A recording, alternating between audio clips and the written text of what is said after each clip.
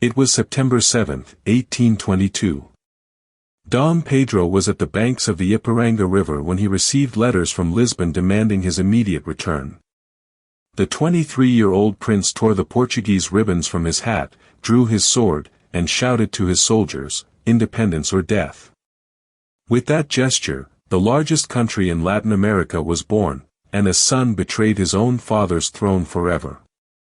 Brazil in 1820 was a vast colony with 4.5 million free inhabitants and 1 million enslaved people. Since 1808, when the Portuguese royal family fled Napoleon, Rio de Janeiro had been the capital of the Portuguese Empire. Dom João VI governed from Brazilian soil while Europe burned in wars. This unusual arrangement created something that had never existed before, a colony that hosted the metropolis, and no longer wanted to return to its subordinate role. The seed of independence was planted in 1815, when Dom João elevated Brazil to a united kingdom of Portugal. For the first time, the colony held equal status with the homeland. But in 1820, a liberal revolution in Portugal changed everything. Parliament in Lisbon demanded the king's return and the recolonization of Brazil. The Portuguese Cortes wanted to erase 12 years of progress and reduce Brazil once again to a supplier of raw materials. Brazilians would not accept it. In April 1821, Dom João VI departed for Lisbon, leaving his son Dom Pedro as Prince Regent. The Portuguese Cortes then abolished Brazilian courts, eliminated ministries, and ordered Pedro to return to Portugal immediately. It was a calculated humiliation. They wanted a dependent, submissive Brazil. Dom Pedro, influenced by Brazilian politicians such as José Bonifácio de Andrada e Silva, began resisting Lisbon's orders. On January 9, 1822, the day I stay, Dom Pedro received a petition signed by 8,000 Brazilians asking him to remain. Directly defying the Cortes, he declared, "For the good of all and the happiness of the nation, I tell the people I am staying." This moment was the point of no return. Lisbon escalated the pressure, sending troops and decreeing the end of the prince's government in Brazil. The battle of nerves had become a constitutional crisis. Dom Pedro I was only 23 years old in 1822, yet already an extraordinary figure. Born in Lisbon in 1798, he came to Brazil at just 9 years old.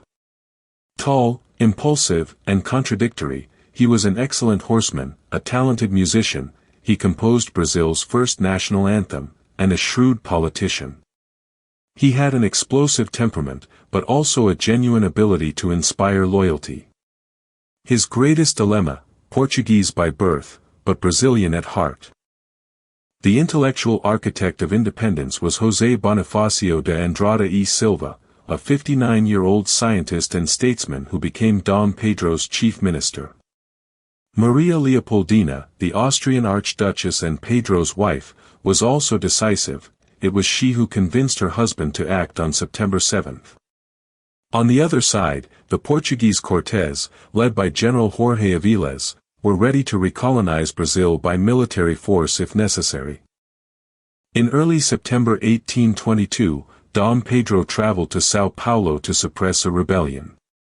On September 7, at the banks of the Ipiranga River, a messenger arrived with letters from Lisbon and from his wife Maria Leopoldina. The Cortes letters demanded his arrest and trial. Maria Leopoldina wrote, "The fruit is ripe, pick it now, or it will rot." It was now or never. Dom Pedro made his choice in seconds. At 4:30 p.m. on September 7, 1822, Dom Pedro tore the Portuguese insignia from his uniform, drew his gleaming sword, and shouted, "Independence or death." His soldiers responded with war cries and rifle shots fired into the air. The news reached Rio de Janeiro that night.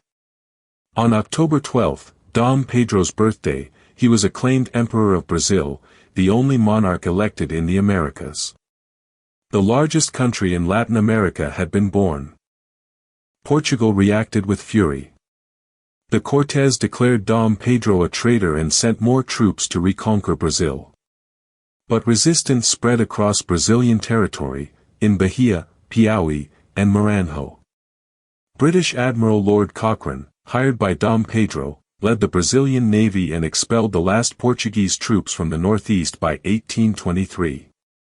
The world watched in astonishment. A colony had separated from its metropolis while keeping the monarchy.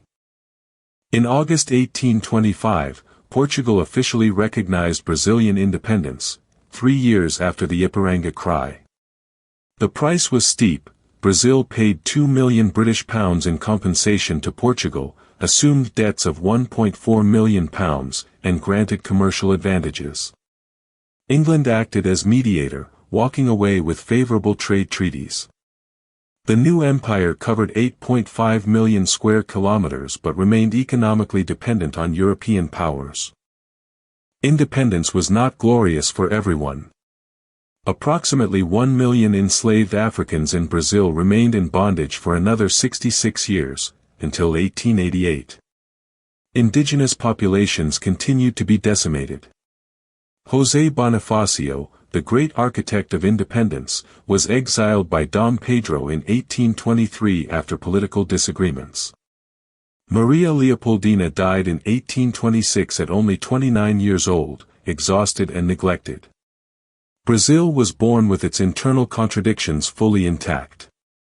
Dom Pedro I faced growing internal opposition. In 1831, after a series of failed wars and personal scandals, he was forced to abdicate in favor of his 5-year-old son, Pedro II. He departed for Europe with the words, "I abdicate the crown with the glory of ending as I began, constitutional." He returned to Portugal, where he liberated the country from his absolutist brother Miguel. He died in 1834 at only 35 years old, from tuberculosis, never seeing Brazil again. At the time, European newspapers such as the Times of London and Le Moniteur de Paris reported the event with surprise and skepticism. Few believed Brazil would survive as an independent nation. The United States recognized Brazilian independence in 1824, becoming the first country to do so officially. In Latin America, neighboring republics viewed the new tropical monarchy with suspicion. Brazil broke every pattern of American independence movements. Official Brazilian history consecrated September 7 as the pinnacle of national identity. Pedro Américo's painting, completed in 1888, immortalized Dom Pedro on horseback shouting at the banks of the Ipiranga, but historians note the actual scene was far more modest. Dom Pedro stood near a muddy stream with few soldiers, without the pictorial drama. The myth was constructed decades later, as most founding myths of nations are. Dom Pedro I's Brazil established a unique pattern in Latin America, a relatively peaceful transition that avoided the devastating civil wars that fragmented the Spanish Empire into dozens of countries. The unified territory, which could have split into multiple republics, remained intact. Today, with 215 million inhabitants and 8.5 million square kilometers, Brazil is the largest country in Latin America and fifth in the world, a direct legacy of the choice made in 1822. Brazilian independence echoes in contemporary debates about economic sovereignty and external dependence. In 1822, Brazil paid £2 million to Portugal and opened its economy to England, a pattern of dependence that many historians see repeated in modern trade agreements. The struggle between national autonomy and global integration that Dom Pedro faced in 1822 still defines Brazil's choices in the 21st century. Dom Pedro I was only 23 when he shouted, "Independence or death," and created a country of continental dimensions. A traitor to the Portuguese, a hero to Brazilians, he was both at the same time.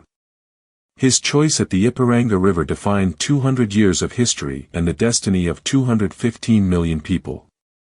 If you enjoyed this story, like the video and subscribe to the channel so you don't miss the next stories.